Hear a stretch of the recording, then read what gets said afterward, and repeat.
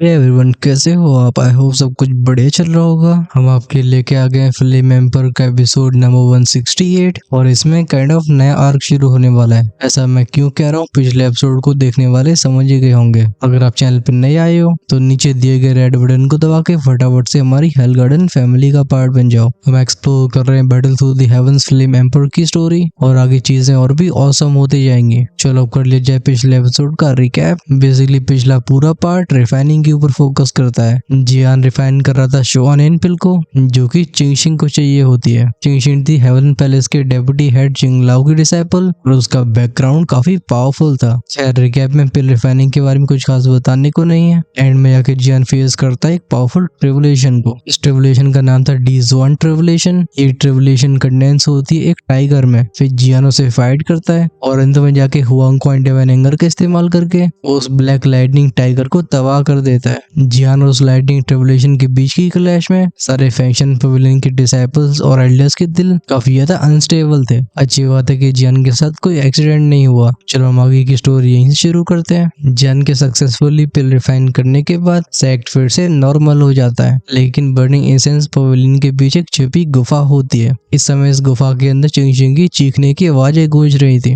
लेकिन इस केव के एंट्रेंस को उसने बंद कर लिया था, जिससे साउंड्स बाहर नहीं जा पाते। चिंगशिंग की आंखें लाल थी और उसके चेहरे से रंग उठ चुके होते हैं। उसके चेहरे पे एक अननेचुरल सा पिंक कलर आ चुका था। वो चिल्ला के बोलती, मैं ये नहीं चाहती, अभी मेरे ऊपर बहुत कुछ निर्भर करता है। इस समय चिंगशिंग के कंधे खुले हुए होते हैं, लेकिन जो चीज हमारे ध्यान को आकर्षित करती है वो होता है एक अनयूजुअल सा लाल रंग का फूल। ये रेड फ्लावर चिंगशिंग की त्वचा के ऊपर था। इसमें से एक डेंजरस ऑरा रेडिएट हो रहा होता है। चिंगशिंग के कंधे पे इस फ्लावर ने पूरी गुफा के एटमॉस्फेयर को एकदम ऑपरेसिव बना दिया होता है। इसकी ओमनस एनर्जी एक 9 स्टार दूधी को भी पीछे कदम लेने में मजबूर कर सकती थी। चिंगशिंग एक बार फिर से चिल्ला के बोलती है, जाने दो मुझे। उस रेड फ्लावर का ग्लो और बढ़ता है, फिर अचानक से डिम हो जाता है। गुफा में फिर से पहले वाली शांति फैल गई थी और चिंगशिंग जमीन पे कोलैप्स हो जाती है। उसका पूरा शरीर पसीने से ढका हुआ होता है। इस दर्दनाक प्रक्रिया का सामना वो पहली बार नहीं कर रही होती। उसे पता नहीं था कि उसके कंधे पे कैसा फूल है, लेकिन एक चीज साफ थी कि धीरे धीरे करके उसकी जिंदगी को खींच रहा है। सिर्फ वही शोनियन पिल जिसे उसने जियान को सौंपा था, वही इसके इफेक्ट्स को दबा सकती थी।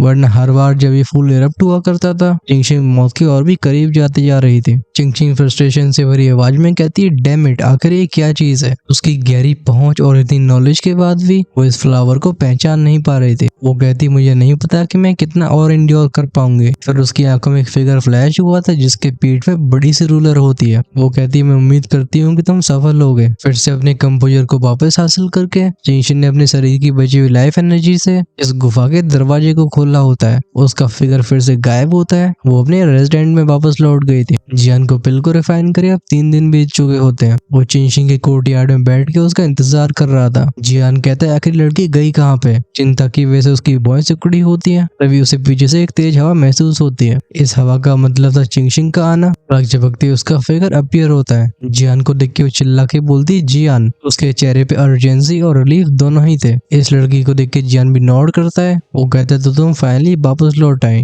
जब चिंगशिंग जियान के चेहरे पे वो शांति को देखती है, वो समझ जाती है कि जियान उसका काफी समय से इंतजार कर रहा है। वो पूछती, क्या तुम सच में सक्सेसफुल रहे हो? जवाब में जियान ने इशारा किया था। एक डेलिकेट जेट बॉक्स उसकी तरफ चला जाता है। वो कहता है, क्यों न से तुम खुद देखो। इस जेट बॉक्स के अंदर होती है ज़ुआनिन पिल, जो एक एंटाइसिंग और को बाहर निकाल रही थी। इस पिल को देख के चिंगशिंग की आंखें चमकने लगी थी। वो एस्टोनिशमेंट से भरी आवाज में कहती, पिल पैटर्न। इस मेडिसिन पिल की सतह के ऊपर कुछ पेचीदा लेकिन बहुत सुंदर लाइंस होती हैं। पिल को फिर से एग्जामिन करके वो कहती है, मैंने लगता है तुम्हें अंडर एस्टिमेट किया था। जियान जो कि अपने काम के ऊपर पहले कॉन्फिडेंट होता है, वो कहता है, हाँ तो क्या तुम सेटिस्फाइड हो? बिना हेजिटेशन के चिंगशिंग एक डब्बे को बाहर निकालती है। वो कहती है, ये रहा मेरा प्रॉमिस। जियान इस डब्बे को स्वीकार करता है। जब उसे अपने हाथ में रखता है, उसे एक कोल्ड फीलिंग आई थी। फिर इस डब्बे को खोल के वो अपनी फ्लेम को बुला के अंदर की चीज को ध्यान से देखने लगा था। कुछ पलों के बाद हम जियान के चेहरे पे सेटिस्फाइड एक्सप्रेशन आते हुए देखते हैं। वो कहता है, गिंडविल ट्रेजर फ्रूट। लगता है जो हमें चाहिए था वो हम दोनों को मिल चुका है। वो चिंगशिंग को देख के स्माइल के साथ बात बोलता है, अगर भविष्य में तुम्हें कोई पिल रिफाइन करवानी हो तो तुम मुझे ढूंढने आ सकती हो। चिंगचिंग हम करके बोलती है, ऑफ कोर्स ऐसा मैं तब करूंगी जब मैं ज्यादा डेस्परेट होंगी। उसकी उंगली आती है उस कंधे के ऊपर जहाँ वो फूल छिपा हुआ था। अब शॉर्निन फिल क्योंकि उसके हाथ में आ चुकी है तो लगता है उसके पास इस चीज को सप्रेस करने का एक मौका है। जब जियान के पिल को रिफाइन करने की खबरें शांत होती हैं, आने वाले एंशिएंट रूइंस की खबरें फैलने लगती हैं। ये बात साफ हो चुकी थी कि रूइंस को डिस्कवर कर लिया गया है। इसकी ऑफिशियल न्यूज आने वाली थी 1 महीने के बाद। इस महीने के दौरान जॉन सेंडियन में कुछ बदलाव हुए थे। वानुआ पवेलियन में उनकी पवेलियन मास्टर गायब रहती है। इस वजह से पूरे दारोमदार को संभालना पड़ता है उनकी डेप्यूटी पवेलियन मास्टर को, जो कि थी हुआयन। अचानक से हुए ऐसे बदलाव के बाद भी हुआयन अपने आप को संभाल पाती है। वो सीक्रेट मेथड का इस्तेमाल करके पता लगा चुकी थी कि पवेलियन मास्टर किसी खतरे में नहीं है। लगता है पवेलियन मास्टर बस कुछ निजी मामलों की वजह से बाहर है। सीन दिखाया जाता है हमें एक पवेलियन का। ये पवेलियन डेप्यूटी पवेलियन मास्टर हुआयन का था और हम इसमें यूरू को चलते हुए देखते हैं। कुछ समय के बाद वो हुआयन से मिलती है। यूरू पूछती है सेकंड मास्टर आखिर पवेलियन मास्टर कहाँ पे गई हैं? यूरू को देख के हुआयन के चेहरे पे स्माइल आ गई थी। वो कहती है रिवर, तुम्हें क्या लगता है इस दुनिया में सबसे कठिन क्या चीज है? लगता है यूरू ने सोचा नहीं था कि उसे ऐसा सवाल पूछा जाएगा। उस टाइटल्ड आवाज में कहती है सबसे कठिन तो कल्टीवेशन ही होगी। मास्टर की तरह 2 शेल लेवल तक पहुंचने में एक्स्ट्रा ऑर्डिनरी टैलेंट और हजारों सालों की मेहनत लगती होगी। ये सुन के हुआयन अपने सिर को हिलाती है। हुआयन कहती है मैं बस एक मेड थी जिसका काम था मास्टर का ध्यान रखने का, लेकिन उनकी गाइडेंस की वजह से आज मैं स्ट्रेंथ को हासिल कर पाई हूँ। ऐसा लगता है हुआयन चली गई हूँ पुरानी यादों में। वो कहती है पवेलियन मास्टर शुरुआत से प्राउड और डिटरमाइंड रही हैं। वो खुद एक हीरो बनना चाहती थी, इस वजह से वो अनुभवों को हासिल करने के लिए बाहर गई। बाहर उनकी मुलाकात और भी एक्स्ट्राऑर्डिनरी लोगों से हुई। इनमें से एक थे फेंगटियन जो कि फैंक्शन पवेलियन के पवेलियन मास्टर हैं। कहानी को ऐसे मोड़ को लेते हुए देख यूरू की आंखें भी खुली की खुली रह गई थी। फैंक्शन पवेलियन के पवेलियन मास्टर फेंगटियन ने हमारी पवेलियन मास्टर के ऊपर गहरा इंप्रेशन छोड़ा। तब हमारी पवेलियन मास्टर एकदम कॉन्फिडेंस से भरी हुई थी, लेकिन आगे जो फेंगटियन ने किया उसकी वजह से पवेलियन मास्टर के दिल को गहरी चोट पहुंची और यही कारण था वानुआ पवेलियन के बनने का। वो इस सेक्ट को बना के सारी औरतों को एक छाया देना चाहती थी। इसी वजह से वानुआ पवेलियन बस औरतों के लिए है, यहाँ कोई मेल नहीं आ सकता। अब तक ये कहानी सुन के यूरू थोड़ी कंफ्यूज हो चुकी थी। अगर पवेलियन मास्टर फेंगटियन इतने बुरे इंसान है तो जब वो यहाँ पहुंचे हुआयन उन्हें डिफेंड क्यों कर रही थी? लगता है हुआयन ने यूरू की चिंता को समझ लिया था। वो कहती है फेंगटियन की फ्री स्पिरिट है, बेसिकली वो अपनी मन मर्जी के मालिक है। फेंगटियन ने बस हमारी पवेलियन मास्टर को ही चोट नहीं पहुंचाई बल्कि उनकी वजह से पॉइजन सेक्ट की सेक्ट मास्टर को भी चोट पहुंची। जब हमारी पवेलियन मास्टर पॉइजन सेक्ट की सेक्ट मास्टर से मिली उनके व्यक्तित्व में बड़े बदलाव आए। ये सुन के यूरू को चीजें समझ में आती हैं। वो याद करती है कि जैसे ही पॉइजन सेक्ट की सेक्ट मास्टर अपीयर हुई थी उसकी टीचर किस तरीके से वायलेंट हो जाती है। तभी हुआयन सहाय करती है। वो कहती है चलो भूतकाल की बहुत बात हो गई, तुम्हें अभी अपनी कल्टीवेशन में फोकस करना चाहिए। वैसे भी काफी जल्दी रूइंस की खबर आने वाली है और उस समय मुझे लगता है पवेलियन मास्टर भी वापस लौट आएंगे। ये सुन के यूरू कहती है सेकंड मास्टर मैं समझ गई। वो बाव करके फिर से यहाँ से चली जाती है। जाते जाते उसकी आंखों में फ्लैश होता है एक और फिगर। ये फिगर अपने चेहरे पे कॉन्फिडेंस से बड़ी स्माइल और हाथों में बड़ी सी रूलर लिए हुआ था। यूरू कहती है जियान आई वंडर तुम क्या कर रहे होगे? उसके चेहरे पे भी नॉस्टैल्जिक स्माइल होती है। नजारा दिखाया गया था मैं वानुआ पवेलियन के गहराइयों का। इस जगह पे 3 फिगर खड़े होते हैं। ये थी वानुआ पवेलियन की पवेलियन मास्टर हुआशिन, पॉइजन सेक्ट की सेक्ट मास्टर बिंगशिन और फैंक्शन पवेलियन के पवेलियन मास्टर फेंगटियन। हुआशिन के चेहरे पे भी कड़वाहट से भरा एक्सप्रेशन होता है। वो कहते हैं ये हमारे वानुआ पवेलियन का फॉरबिडन ग्राउंड है। फॉरबिडन ग्राउंड का मतलब होता है एक ऐसी जगह जहाँ पे लोगों को आना अलाउड ना हो। वो कहती हैं जो भी तुम्हें बोलना है जल्दी बोलो फिर तुम यहाँ से जा सकते हो। ये सुन के फेंगटियन हेस्टेट करते हैं। उनके चेहरे पे कॉन्फ्लिक्टेड एक्सप्रेशन था। हुआशिन की फिर नजर आ जाती है बिंगशिन के ऊपर। वो कहती है आखिर तुम्हारे पास क्या ही कहने को हो सकता है। ये सुन के पॉइजन सेक्ट मास्टर बिंगशिन सहाय करती है। वो जानती थी कि हुआशिन के पास फेंगशिन से लेके बहुत सारी शिकायतें हैं। फेंगटियन कहते हैं हुआशिन मैं आज हमारे बीच की गलतफहमी को मिटाने के लिए आया हूँ। ये सुन के वानुआ पवेलियन मास्टर हुआशिन आसमान की तरफ देखे कड़वाहट से भरी हंसी हंसने लगती है। वो कहती है मिसअंडरस्टैंडिंग फेंगटियन तुमने मुझे त्याग दिया था, फिर 100 सालों के इंतजार के बाद मैंने तुम्हें और बिंगशिन को साथ में देखा। मेरी आंखें झूठ नहीं कह रही थी। फिर तुम्हारी यहाँ पे गलतफहमी की बात करने की हिम्मत कैसे हुई? ये सुन के फेंगटियन के चेहरे पे दर्द दिखाई देता है। इससे पहले वो कुछ बोल पाते बिंगशिन बीच में आती है। वो कहती है हुआशिन चलो मैं तुम्हें सच्चाई बताती हूँ। फेंगटियन और मेरे बीच में वो रिश्ता नहीं है जो तुम सोचती हो। ये सुन के हुआशिन की आंखें नैरो हो गई थी। वो कहती है मैंने जो भी देखा उसके बाद तुम ये कह रही हो कि वो सब झूठ था? क्या मैं सच में तुम्हारी बात पे भरोसा कर सकती हूँ? ये सुन के बिंगशिन अपने चेहरे से वेल हटाती है। दिखाई देता है हमें उनका पूरा बुरा चेहरा जो ताकत और दर्द दोनों को दिखा रहा था। वो कहता है हमेशा सामने दिखने वाली चीज सच नहीं होती। फेंटियन और मैं कभी लवर्स नहीं रहे हैं। जो तुमने देखा वो बस एक गलत फहमी थी। जब बार बार मिसअंडरस्टैंडिंग बोली जा रही हो, वाशिन के इमोशन और हाई हो जाते हैं। वो कांपती आवाज में कहती इम्पॉसिबल, मैंने इसके लिए सब कुछ सेक्रीफाइस कर दिया और अंत में मुझे क्या मिला? धोखा। बिंगशिंग कहती है वाशिन सुनो, फेंटियन ने तुम्हें कभी धोखा नहीं दिया है। वो भले ही मूर्ख और इंडिसाइसिव रहा हो, लेकिन उसने तुम्हें मेरे लिए कभी त्यागा नहीं है। इस बात को सुन के वाशिन 2 कदम पीछे लेती है और उन्हें लड़खड़ाते हुए देखते हैं। वो फिर फेंटियन की तरफ इशारा करके बोलती तो फिर ये मुझे छोड़ के क्यों गए? ये देख के फेंटियन अपने सिर को हिलाते हैं। वो कठिनाई के साथ बोलते हैं वाशिन, मैं इसलिए चला गया था क्योंकि मैं नहीं चाहता था कि मुझे घेरने वाली परेशानियां तुम्हें भी छुए। मैं सोच रहा था कि मैं तुम्हें प्रोटेक्ट कर रहा हूँ, लेकिन अब मैं समझ रहा हूँ कि मेरी वजह से तुम्हें कितना दुख पहुंचा है। ये सुन के वाशिन की भावनाएं और भड़क जाती हैं। उनकी आंखें लगातार देखती हैं फेंटियन को। ऐसा लगता है फेंटियन के चेहरे से झूठ को ढूंढने की कोशिश कर रही हो। इन दोनों औरतों के बीच में खड़े फेंटियन अपने आप को बहुत असहाय महसूस करते हैं। खुद से कड़वाहट से भरी आवाज में कहते हैं आखिर किसने सोचा था कि मैं जो किसी स्ट्रेंथ को पोजेस करता हूँ वो कभी ऐसे धर्म संकट में फंसेगा। ये प्यार, ये सच में सबसे रहस्यमय चीजों में से एक है। सीन कहता पॉइजन सेक मास्टर बिंगशिंग की तरफ। वो वाशिन से कहती है वाशिन, क्या तुम्हें याद है जब फेंटियन तुमसे पहली बार मिला था तो सबसे पहले प्यार तुम कर बैठी थी। शादी के लिए उसका पीछा भी तुमने किया था। इतना कहने के बाद थोड़ा रुक के बोलती है अगर मैं सच कहूँ तो मैं तुमसे हमेशा जलती रही हूँ। अगर फेंटियन पहले मुझसे मिला होता तो शायद चीजें भी पूरी तरीके से अलग होती।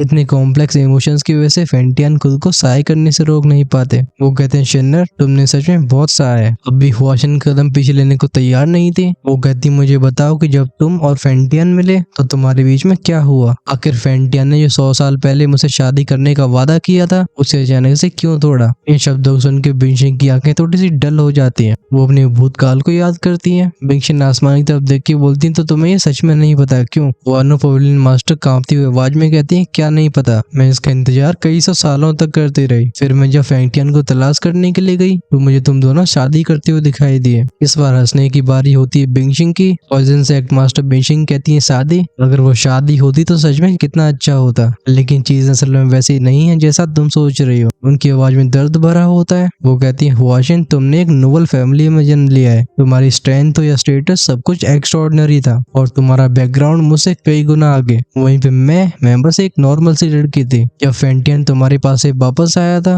बीच में हमारी मुलाकात होती है। उस समय हमारे पूरे गांव को आग ने चपेट में ले लिया था। मेरे सारे चाहने वाले जल के राख हो चुके थे। हालत तो मेरी बद से बदतर थी। मेरे पूरे शरीर में जहर फैल चुका था। अगर उस दिन फेंटियन ने मुझे नहीं ढूंढा होता तो शायद आज मैं यहाँ पे खड़ी नहीं होती। ये कहते कहते बिंगशिंग की आवाज ट्रेम्बल होती है। वो कहती है जब हम मिले थे फेंटियन ने मुझे सिखाया कि आखिर जस्टिस क्या होती है। वो मुझे मेरी बद से बदतर हालत में भी अपनी फैमिली ले गया। उसने अपनी फैमिली से मांग करी कि मेरा इलाज किया जाए, लेकिन उसका विरोध किया गया। फेंटियन के फैमिली मेंबर्स के लिए मेंबर्स एक बोझ थे, लेकिन फेंटियन को लोग चाहे कैसी भी नजरों से देख रहे हो उसने पीछे मुड़ के कभी नहीं देखा। अंत में जाके पूरी फैमिली को फेंटियन के सामने सर झुकाना पड़ा, लेकिन उनकी एक कंडीशन थी और वो कंडीशन थी कि फेंटियन को मुझसे शादी करनी होगी। बिंगशिंग की कहानी यहाँ तक सुन के वाशिन के चेहरे से रंग उठ जाते हैं। बिंगशिंग बताती है कि फेंटियन की फैमिली मेरी बॉडी के पॉइजन को किसी और यूज में लाना चाहते थे। ये जान के फेंटियन का दिल टूट गया, लेकिन तभी मुझे बचाने के लिए उसने मुझसे शादी करी।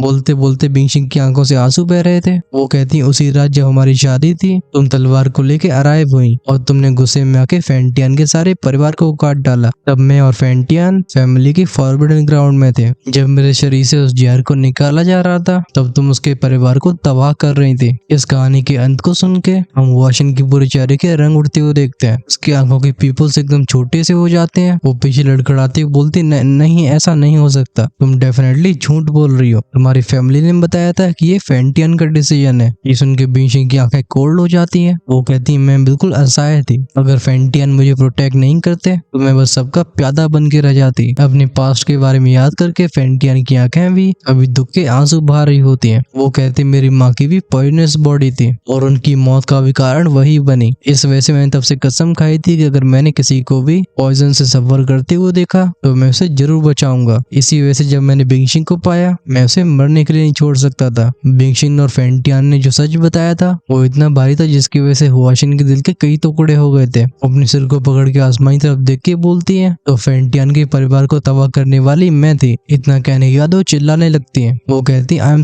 I am sorry. ये शब्द किसी मंत्रा की तरह रिपीट हो रहे थे। हुआशिन की ऐसी हालत को देख के फेंटियन आगे बढ़कर उन्हें गले लगा लेते हैं। वो कहते हैं ये तुम्हारी गलती नहीं है, भूतकाल को रोके बदला नहीं जा सकता, मैं उसे पीछे ही छोड़ना होगा। ये सुन के हुआशिन हिचकी लेते हुए बोलती है लेकिन तुम्हारे परिवार को तबाह करने वाली मैं थी, मैं तुम्हारे प्यारे माफी के काबिल नहीं हूँ। ये सुन के फेंटियन अपने सिर को हिलाते हैं। वो कहते हैं गलती मेरी फैमिली के डिसीजंस की थी, क्योंकि समय को पलटा नहीं जा सकता, हमें अपने दिल के घाव को भर के आगे बढ़ना होगा। जब फेंटियन पवेलियन मास्टर हुआशिन की पीठ को थपथपाते हैं, ऐसा लगता है दुख के सागर में डूबती हुआशिन को एक तिनके का सहारा मिल गया हो। फेंटियन कहते हैं अब मेरी जिंदगी में बस तुम ही तो हो, एक तुम हो जिसे मैं प्यार करता हूँ और दूसरी मेरी ये बहन है। फेंटियन दूसरे हाथ को फैलाते हैं जिसमें तुरंत ही बिंशिंग आ जाती है। अपने अतीत को याद करके दोनों खूब रोते हैं, लेकिन साथ में रोने के बाद जो शांति आती है उसने तीनों के दिल को सुकून पहुंचाया था। शायद ऐसे दर्द और दुखों के बाद इन तीनों को ऐसे रेजोल्यूशन की जरूरत थी। हालांकि मैं इस ड्रामे को स्किप कर सकता था, लेकिन फ्लेम एम्पर की स्टोरी गई तेल लेने। ऑनेस्टली इस ड्रामे को मैं स्किप नहीं कर पाया, आखिर इंटरेस्टिंग इतना था। तुम सभी को ये कैसा लग रहा है कमेंट्स में लिख के बताना। चलो हम स्टोरी में आगे बढ़ते हैं। इस तरीके से फेंशियन पवेलियन पॉइजन सेक्ट और वानो पवेलियन के लीडर्स के बीच में हुई ये गलतफहमियां साफ होती हैं। अब भविष्य में इनके बीच में रिश्ते कैसे होने वाले हैं ये तो भी क्लियर नहीं हुआ था, लेकिन एक बात साफ है कि वो दुश्मनी खत्म हो चुकी है। जब सारे जॉन सेंटिन और सुपर सेक्स में खबर फैलती है कि किस तरीके से पॉइजन सेक्ट, फेंशियन पवेलियन और वानो पवेलियन के मास्टर अपीयर और डिसअपीयर हो रहे हैं, इसने चारों तरफ खलबली मचा दी थी। नजारा हमें ज्वालिंग रॉयल पैलेस के अंदर का दिखाया जाता है। किंग ज्वालिंग, जिसका गुस्से की वजह से पूरा चेहरा लाल होता है, उसके सामने एक जासूस घुटने टेके हुए होता है। वो कहता है क्या फेंशियन पवेलियन का पवेलियन मास्टर वानो पवेलियन में अपीयर हुआ और क्रिटिकल मोमेंट में पॉइजन सेक्ट की सेक्ट मास्टर ने उसे बचाया। फिर वो तीनों गायब हो गए। ज्वालिंग किंग की पैनी निगाहों के सामने उस सबऑर्डिनेट की पूरी बॉडी ट्रेम्बल हो रही थी। वो तभी बिना हेजिटेशन के बोलता है माय किंग, मैं बिल्कुल सच कह रहा हूँ, इस खबर में रत्ती भर झूठ नहीं है। ये सुन के किंग ज्वालिंग का चेहरा एकदम डार्क हो जाता है। वो आसमान की तरफ हाउल करके बोलता है ओल्ड बैस्टर्ड। तो क्रिटिकल मोमेंट में उसे बचा लिया गया। वो फेंटियन को अच्छे से जानता था। फेंटियन जो कि पवेलियन मास्टर होते हैं फेंशियन पवेलियन के, उनकी स्ट्रेंथ तो इमोर्टल लेवल तक पहुंच चुकी होती है। वो ज्वालिंग रॉयल फैमिली के सबसे पावरफुल एक्सपर्ट की बराबरी करते थे। किंग ज्वालिंग फिर से अपनी पैनी नजर ले जाता है उस स्पाइक के ऊपर। उस जासूस से पूछता है इसकी खबर और किस तक पहुंची है। वो जासूस बताता है माय किंग, मुझे लगता है ये खबर जॉन सेंटिन की 3 मेजर सेक्ट्स तक पहुंच चुकी होगी। ये जान के किंग ज्वालिंग के चेहरे का एक्सप्रेशन और अगली हो जाता है। वो अपने हाथ को वेव करके बोलता है ठीक है चले जाओ। इसके जाने के बाद किंग ज्वालिंग कहता है अब रियून्स बाहर आने वाले हैं। फेंटियन ने भी परेशानी खड़ी करनी शुरू कर दी है और मेडुसा क्लैन भी बिल्कुल चैन नहीं ले रहा है। मुझे लगता है मेज वाले रॉयल फैमिली के ऊपर काफी जल्दी हमला होगा। ये कहते कहते उसकी नजरें और कोल्ड हो गई थी। वो कहते हैं प्रोजेक्ट येंची को जल्दी पूरा करा जाना चाहिए। वहीं पे अगर मैं उस पत्थर बनी हुई फिगर की पावर को हासिल कर लेता हूँ तो रॉयल फैमिली में मुझे कोई हिला नहीं पाएगा। सीन कहता है ज्वालिंग रॉयल फैमिली के अंडरग्राउंड पैलेस में।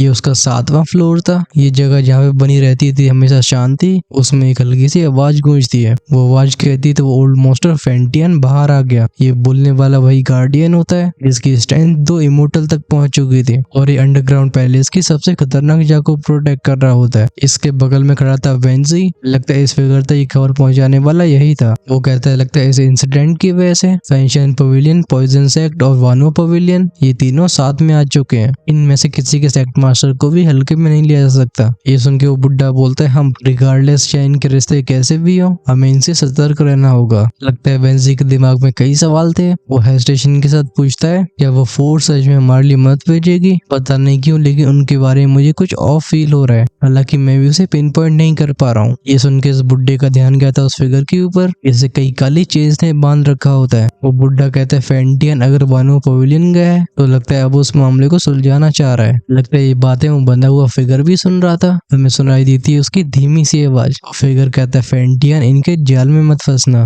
ऑफ कोर्स इस तरीके से बंदे होने की वजह से वो चाह के भी फेंटियन की कोई मदद नहीं कर सकता था। सीन ज्वालिंग सिटी में वापस लौटा था। ये वो जगह थी जहाँ पे डेंजर और अर्ली और दोनों साथ में मौजूद होते हैं। ऑफ कोर्स ऐसी जगह ब्लड रोज का चेम्बर ही हो सकता है। वो अपने पीछे शैडो से पूछती है कैसी प्रिपरेशन चल रही है। तुरंत ही परछाइयों में से एक बंदा बाहर आया था जिसने ब्राउन रोज पहन के रखी होती है। वो कहता है योर लॉर्डशिप सब कुछ तैयार हो चुका है, जैसे न्यूज की खबर बाहर आती है हम तुरंत एक्शन ले सकते हैं। ये सुन के ब्लड रोज कहती है गुड, तुम डार्क क्रो गोस्ट एम्पर पर नजरें रखना, उसकी चाल समझनी बहुत मुश्किल है। ये सुन के वो ब्राउन रोड वाला बंदा नोट करता है। इस सबऑर्डिनेट के जाने के बाद ब्लड रोज खिड़की की तरफ देख के बोलती है डार्क क्रो ने जियान को खत्म करने के लिए लोग भेजे भेजे, लेकिन लगता है उसके इरादे कुछ और ही थे। अंत में जाके उसका सबऑर्डिनेट मारा गया और उसे कुछ भी हासिल नहीं हुआ। लेकिन आखिर वो इमोर्टल गोशन कर क्या रहा है? हालात के पेचीदापन के बारे में सोच के ब्लड रोज भी खुद को बॉय से कोड़ने से रोक नहीं पाती है। इवेंचुअली हम उसे अपने सिर को हिलाते हुए देखते हैं। वो आने वाले ऑक्शन की तैयारियों में लग गई थी। सीन चेंज हुआ था। ये जगह होती सोलोमन सेक्ट के हेडक्वार्टर्स की। सेक्ट मास्टर के सामने खड़ा डिसाइपल बोलता है, सेक्ट मास्टर अब तक रियून्स की कोई खबर क्यों नहीं आई? ये सुन के सोलोमन सेक्ट मास्टर कहता है, इस बार चीजें थोड़ी अलग हैं। रियून्स के मामले काफी बड़ी चीजों को इन्वॉल्व करते हैं। वहीं पे ज्वाले रॉयल फैमिली और वानो पवेलियन भी शांत नहीं रहने वाले। चलो हम इंतजार करते हैं उनके मूव करने का, फिर सही मौके पे हम भी एक्शन ले सकते हैं। कुछ और कैलकुलेट करने के बाद वो आगे बोलता है, ये आने वाले रियून्स, इन्हें हम असली सेक्ट कॉम्पिटिशन की शुरुआत कर सकते हैं। जगह दिखाई जाती है यहाँ से काफी दूर की। इस सुनसान जगह की हवा में कुछ हल्की लेकिन ईरी फ्लक्चुएशंस मौजूद होती हैं। अगर इन फ्लक्चुएशंस को तोला जाए तो ये उन रियून्स की फ्लक्चुएशन से मैच खाएंगी। सीन एक बार फिर से चेंज हुआ था। हम पॉइजन सेक्ट को देखते हैं जिसके हेडक्वार्टर्स होते हैं बंजर से जगह में। इस पल पॉइजन सेक्ट से करीब 100 मीटर दूरी पे वह अचानक से ट्रेम्बल होती है। ये शुरुआत होती है स्पेस पोर्टल बनने की। अचानक से स्पेस क्रैक होता है और उसमें से एक बुड्ढा बाहर आया था। इसने सिल्वरी रोब्स को पहन रखा होता है। खासकर उसकी उस अनुभवी आंखों में एक लगी पावर का ऑरा छिपा हुआ था।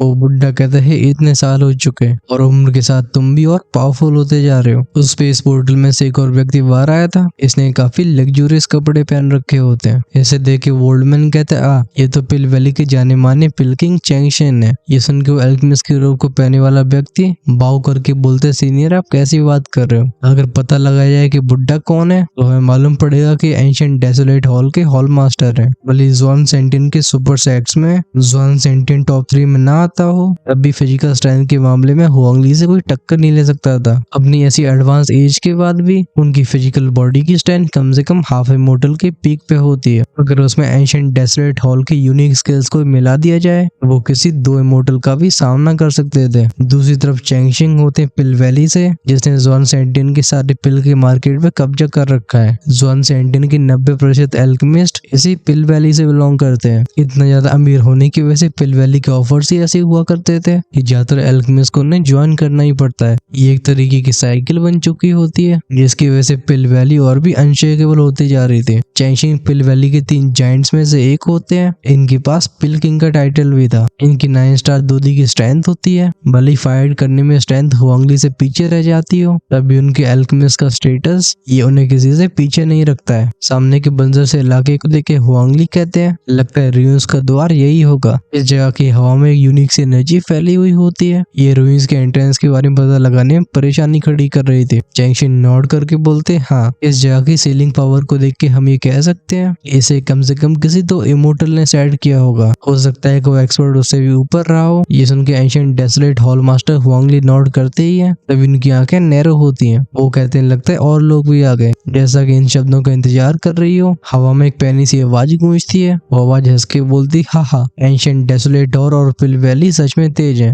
मैं जानना चाहता हूँ कि क्या आप दोनों ने अब तक रियून्स की कोई सीक्रेट पता लगाए हैं? ये आवाज और किसी की नहीं बल्कि किंग ज्वालिंग की होती है। रियून्स की सील के कमजोर होने की वजह से अब ये जगह खाली नहीं रहने वाली थी। यहाँ कई पावरफुल एक्सपर्ट इकट्ठे होने वाले थे। हुआंगली पीछे मुड़ के बोलते, हम ज्वालिंग तुम अभी उतने ही घमंडी हो। बगल में खड़े चैंगशिन जानते थे कि एंशिएंट डेसोलेट हॉल के हॉल मास्टर कभी भी फाइट करना शुरू कर सकते हैं। इस वजह से इससे पहले मामला एस्केलेट हो पाता, वो बीच में आके बोलते हैं, ऑल राइट जेंटलमैन, क्योंकि यहाँ पे और भी मेहमान आने वाले हैं, हमें अपने आप को नियंत्रण में रखना होगा। चैंगशिन ये बोल ही पाए थे तभी हवा में एक और आवाज गूंजती है। वो आवाज कहती, किंग ज्वालिंग, ओ तो तुम अब भी जिंदा हो। मैंने कुछ समय पहले खबर सुनी थी कि जब तुमने मेडिसो क्लैन से पंगे लिए उसी रेत में तुम्हें दफन कर दिया गया था। ये आवाज भी काफी जानी पहचानी होती है। स्पेस डिस्टॉर्ट हुआ था। हम एल्डरजू के फिगर को अपीयर होते हुए देखते हैं। एल्डरजू की इसी बात को सुन के किंग ज्वालिंग का चेहरा ट्विस्ट हो जाता है। वो गुर्रा के बोलते हैं, जूजिन। इसके जवाब में ऊपर फ्लोट कर रहे जूला बस स्माइल पास करते हैं। वो कहते हैं, वेल वेल वेल, देखो ये किसका फ्यूज उड़ रहा है। अच्छी बात है कि इससे पहले इनके बीच में मामला आगे बढ़ पाता। आसमान में एक और फिगर अपीयर हुआ था। इस व्यक्ति ने अपनी पीठ पे बड़ी सी तलवार बांध रखी होती है। साथ में इसकी बॉडी से रेडिएट हो रहा था वो पहना ऑरा जिसने सबको शांत कर दिया होता है।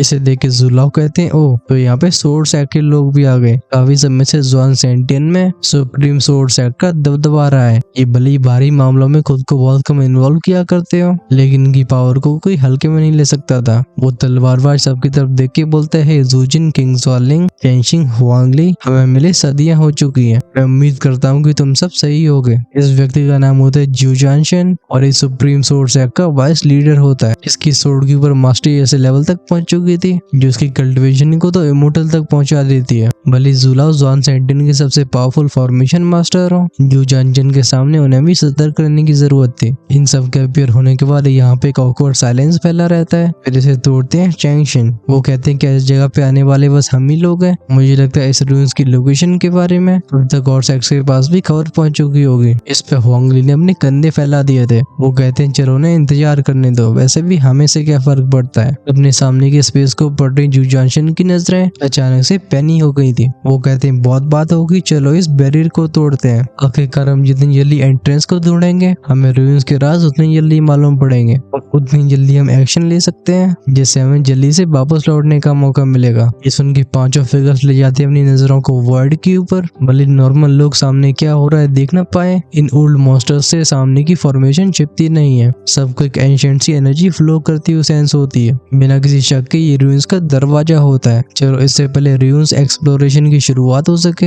हम इस वीडियो को यहीं पर रोकते हैं। ये एपिसोड बेसिकली कनेक्टिंग पॉइंट था जिसमें हमें काफी समय के बाद जॉन सेंटिन की सिचुएशन बताई गई है और साथ में हमने फेंशियन पवेलियन, वानुआ पवेलियन और पॉइजन सेक्ट के सेक्ट मास्टर्स के अतीत के बारे में जाना है। ऐसा होने पे जब ये भविष्य में एक्शन ले रहे होंगे हमें समझ में आएगा कि इनके बीच में ऐसे रिश्ते क्यों हैं। नेक्स्ट एपिसोड फोकस करने वाला है रूइंस यानी कि रिमेन्स के ऊपर। सबका फोकस होगा जानकारी इकट्ठी करने पे। आप उसके लिए कितने एक्साइटेड हो कमेंट्स में लिख के बताओ। वहीं पे अगर आपने चैनल की मेंबरशिप को ज्वाइन नहीं किया है तो फटाफट से उसके पार्ट बनो क्योंकि स्टोरी हो रही है काफी एक्साइटिंग और हम हर शाम टाइम से अर्ली एक्सेस वीडियोस को प्रोवाइड कर रहे हैं जिन्हें देख के आपको आने वाला है काफी मजा। इसलिए खुद को मत दो सजा। वैसे मैं राइम तो और भी चीजें कर सकता हूँ लेकिन उसका कोई मतलब नहीं होगा। ज्वाइन का बटन मिलेगा आपको चैनल की होम पेज और सब्सक्राइब के साइड में। इसी के साथ let's wrap this video. Until then stay safe, tata, bye bye.